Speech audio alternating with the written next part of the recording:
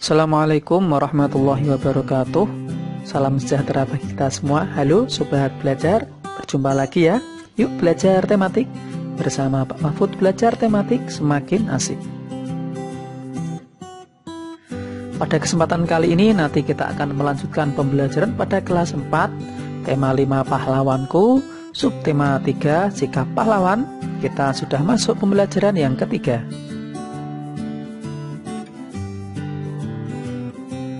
Pembelajaran 3 ini, muatan pelajaran yang pertama ada bahasa Indonesia, kemudian yang kedua ada ilmu pengetahuan alam. Selanjutnya, untuk tujuan pembelajarannya, nanti Sobat Belajar bisa menyimak dan membaca sendiri ya pada layar. Apa saja tujuan pembelajaran yang akan kita capai pada pembelajaran hari ini. Langsung saja Sobat Belajar, kita mulai pembelajaran hari ini ya. Sudah siap? Tetap semangat.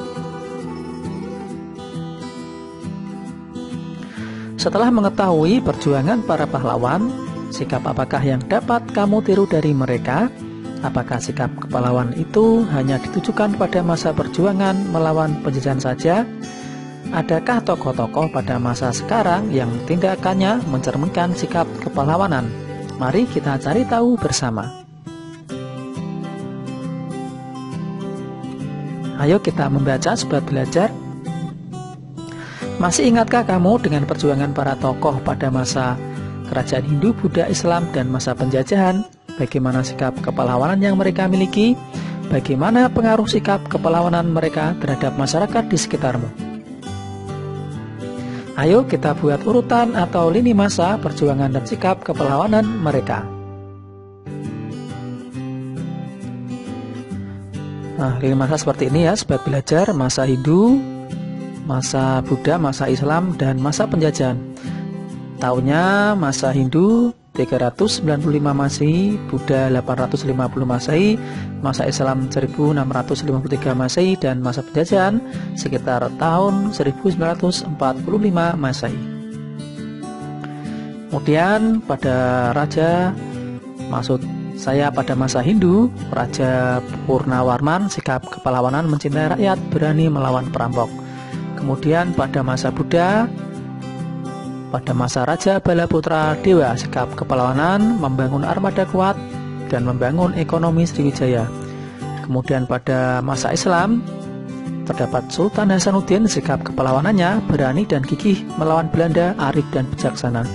Kemudian pada masa penjajahan, ada Insinyur Soekarno dengan sikap kepahlawanan mengutamakan musyawarah untuk mufakat, berani dan rela berkorban untuk negara. Sikap kepahlawanan bisa kamu temukan di lingkunganmu. Kamu bisa belajar tentang sikap kepahlawanan dari kisah seorang penjaga pintu perlintasan kereta api.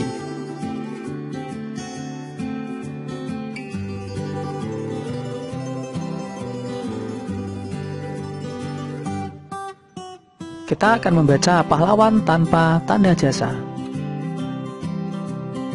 Kimin tinggal di desa Lemah Abang, Karawang. Pekerjaannya sangat mulia, banyak orang yang telah ia selamatkan. Namun demikian, banyak orang yang tidak peduli terhadap pekerjaan yang ia lakukan. Tidak ada ucapan terima kasih yang diberikan kepadanya. Pendapatannya sangat kecil dan tentunya kurang untuk memenuhi kebutuhan keluarganya. Jam istirahatnya tidak menentu, bahkan suatu saat ia tidak bisa menikmati makan siangnya karena tiba-tiba ada pekerjaan yang harus ia lakukan. Hari raya pun terkadang ia harus masuk bekerja, namun Kimin tetap berusaha untuk bekerja sepenuh hati. Kimin sangat mencintai pekerjaannya, ia sudah melakukan pekerjaannya hampir 30 tahun lamanya. Apa sebenarnya pekerjaan Kimin? Mengapa ia sangat senang dengan pekerjaannya ya? Kimin adalah seorang penjaga pintu perlintasan kereta api. Ia sangat bangga dengan pekerjaannya yang ia lakukan karena ia bisa menyelamatkan banyak orang, mulai dari pejalan kaki, pengguna sepeda motor, penumpang mobil, atau pengguna kendaraan lainnya. Panas terik atau guyuran air hujan tidak pernah ia pedulikan.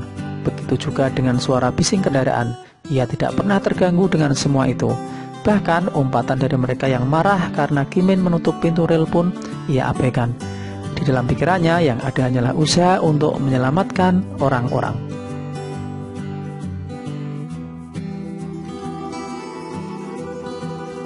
Menjaga pintu perlintasan kereta api yang bertanggung jawab adalah salah satu cerminan sikap kepahlawanan. Coba kalian jawab rasa ingin tahumu ya pada kolom sebelah kanan nanti. Kamu dapat mengisinya berdasarkan teks yang sudah kamu baca tadi.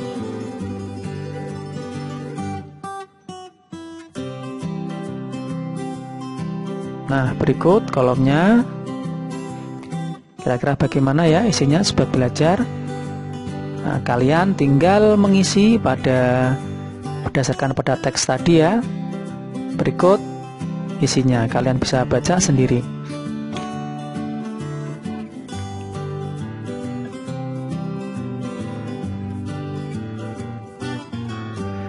Sikap kepahlawanan pun dimiliki oleh mereka yang bekerja di kapal selam. Mereka menjaga perairan Indonesia tetap terjaga dari gangguan orang-orang yang tidak bertanggung jawab. Biasanya kapal selam menggunakan sebuah jendela yang membantunya melihat keadaan sekeliling. Jendela itu berfungsi seperti mata pengintip. Jendela pada kapal selam ini disebut dengan periskop.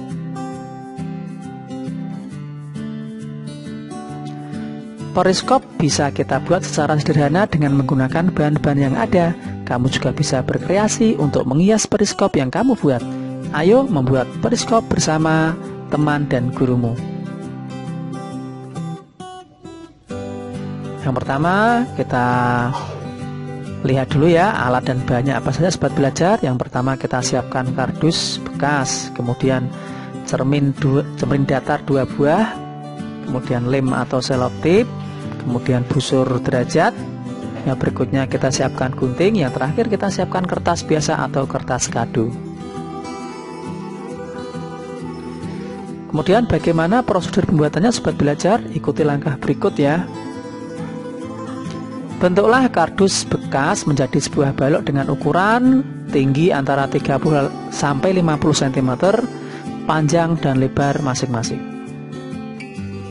Kemudian yang berikutnya, buatlah lubang pada bagian sisi bidang AB dan lubang lain pada sisi bidang EF dengan ukuran lubang yang disesuaikan dengan besarnya cermin.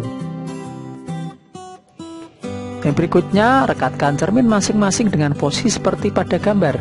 Pastikan cermin saling berhadapan. Posisi cermin dengan kemiringan masing-masing 45 derajat. Nah, beginilah sobat belajar, sudah jadi ya periskop kalian. Nanti kalian bisa mencobanya sendiri di rumah bersama orang tuamu atau gurumu. Nah, setelah itu nanti kita akan membuat laporan percobaan seperti biasanya ya sobat belajar. Yang pertama, nama percobaannya adalah percobaan periskop sederhana. Kemudian tujuannya membuktikan bahwa sifat cahaya dapat dipantulkan. Alat-alatnya tadi ada kardus, cermin, lem, busur, dan lain-lain. Langkah kerjanya tadi sudah ada ya. Nanti tinggal menyalin pada buku kalian. Kemudian yang terakhir, kira-kira kesimpulannya apa ya sobat belajar? Nah, berikut kesimpulannya. Berdasarkan hasil pengamatan pada periskop sederhana yang telah dibuat, cahaya yang memantulkan dari objek cermin pada bagian atas periskop. Karena sudut cermin ini, maka cahaya dipantulkan kembali pada cermin bagian bawah periskop. Maka di cermin bagian bawah akan terlihat bayangan objek yang ada di balik penghalang.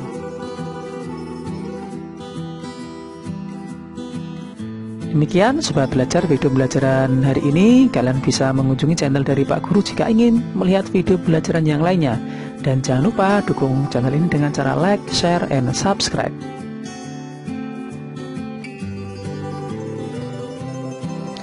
Mudah-mudahan pembelajaran hari ini bermanfaat. Tetap semangat dan terus belajar ya. Terima kasih. Saya akhiri. Wassalamualaikum warahmatullahi wabarakatuh.